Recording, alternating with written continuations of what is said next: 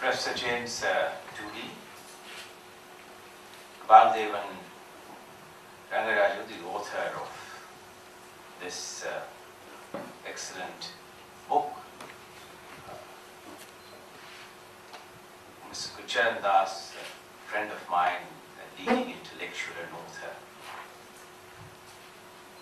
and the organizers of today's function. I'm indeed grateful that I'm having this opportunity to have some exchange of thoughts on what I believe is a truly remarkable study. Just before we began this formal session, I asked the author, why was Patna selected? And how come Patna became the city of this intensive study? Well, partly because I believe, James, you had been to Patna and you encouraged the author to select Patna. Also because you came perhaps to the conclusion that Patna, which was the capital of a basket state, had begun to show signs of change, and therefore it was good really to capture some of this stuff when change was taking place with the vastly improved governance structure than Bihar had traditionally been used to. And so indeed I am grateful also that such a study has been undertaken, which I am sure is in the nature of a pilot study and deserves to be replicated in other cities in somewhat altered context. Of course, James, you have mentioned that cross-country comparisons suggest that by and large the outcome and the recommendations have a robust international bearing, and that cross-country comparisons suggest that these are repetitive patterns and not could be regarded as in any way an episodic aberration, if I may use that expression. But I think that given the methodology used in your study, of course, is capable of refinement, and one could use a somewhat different approach. One can also disagree with some of the findings, but I think that the core finding of your study really in many ways, from the viewpoint of policymakers, upturns the basic thrust of the Right to Education Act. I intervened in that debate in Parliament, and I did point out that whereas this legislation on the right to education had been greatly delayed, indeed, the constitutional obligation to give to the right to education existed a long time ago. The Supreme Court had pronounced on it several years ago, and government seemed to be under pressure to implement not only a constitutional obligation, but the findings of the Supreme Court.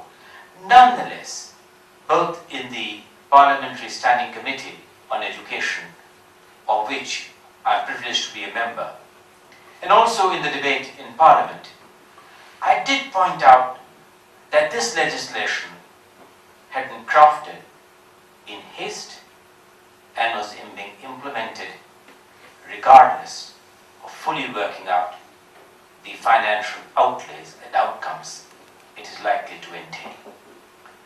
Take some of the 4 key factors of the Right to Education Act and compare this to what Baldevan you have found out or come to the conclusion in this remarkable study. Take the first one.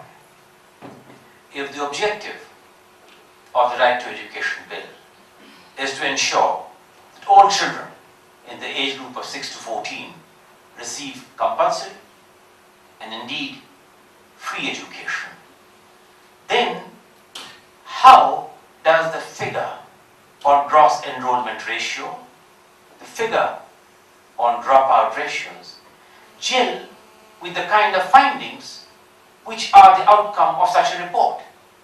Clearly, therefore, there is some mismatch and asymmetry of data between what the policymakers have concluded to be the likely enrollment ratio, the likely dropout ratio, and what is indeed the reality if these large number of private unaided institutions is to be taken into account. So that is one thing which I think that needs to be reconsidered and thought. Take the other finding in which it prescribes the student-teacher ratio.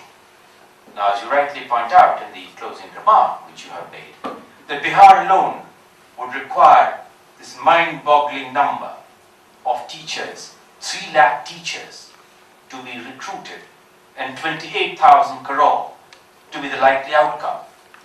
Indeed, when Mr. Nitish Kumar had come to power initially, in his first term, we did recruit over 1,25,000 teachers, 50% of which were women, particularly the teachers for primary education. It was not easy to find these many teachers. So many of them, of course, were what is known as para teachers. They could have been taken on contract basis and really learning on the job as you go along. Clearly, the fact that you have found teacher attendance to be 90% in these private and aided institutions suggests that there is a large pool of teachers which remains untapped, and that I think the approach on teacher training and teacher attendance in school needs to undergo a tectonic shift than the approach which you seem to have been following so far. So I think that the whole issue of teacher recruitment, teacher training, teacher attendance is one area where I think that we deserve really a further and careful consideration. The third important finding, I think that which this report would seek us to revisit, is a general proposition that government schools, by the fact of having much better paid teachers, much better quality of infrastructure, would really result in outcomes which are superior than not the high-end private schools, but certainly better than private, unaided private schools, particularly at the lower end. Now, this seems to be in sharp contradiction to the findings of the ASA report, on which, James, you seem to be now focusing on, because clearly outlays and outcomes have a huge mismatch. Clearly, at the end of 5 years of compulsory training, if what kids have been able to learn is inadequate in terms of simple arithmetic, in terms of simple reading, and in terms of a basic grasp of vocabulary, which would be critical for calling them literate. How come, therefore, that in private unaided low-end schools, the outcome and teaching quality is vastly better than government institutions? The fourth or fifth important area where I think we deserve to have a second look. What does the Right to Education Bill do to private teaching institutions in general? Clearly, the Right to Education Bill had little place for private institutions, not only by the fact of the reservation formula, but in terms of the manner in which the cost of teaching is designed to be compensated. Now, government believes, obviously, and falsely so in my view, that government would be in a position to fulfill the major gap in terms of meeting the obligations of the state for primary education. There is a right to universal secondary education bill, which I believe is on the anvil.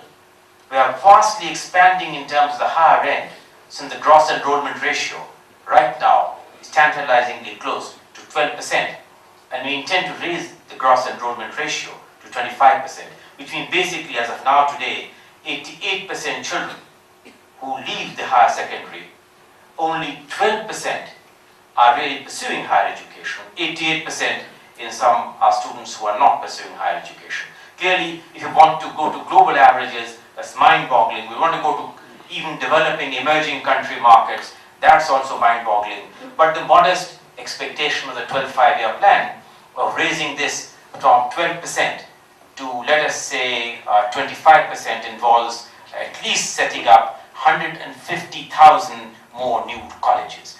Now, the same issues on issues of faculty, teacher training, in terms of outcomes, and so on. And finally, I think I'll raise one more issue and leave it at that.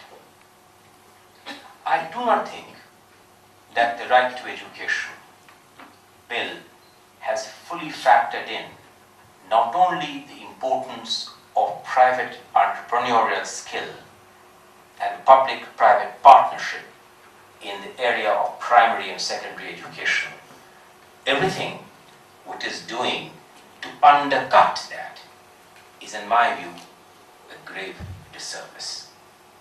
I am of the considered view that sooner than later, this Right to Education bill, enacted in hurry and being implemented by a degree of thoughtlessness and imposing a huge financial onerous obligation on the state, would deserve to be rethought and reworked out.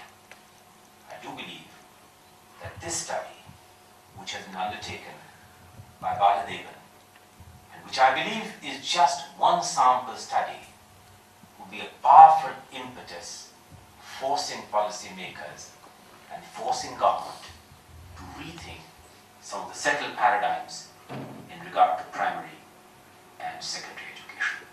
In that sense, and more sense than one, this is really a national service which this study has undertaken. Thank you very much.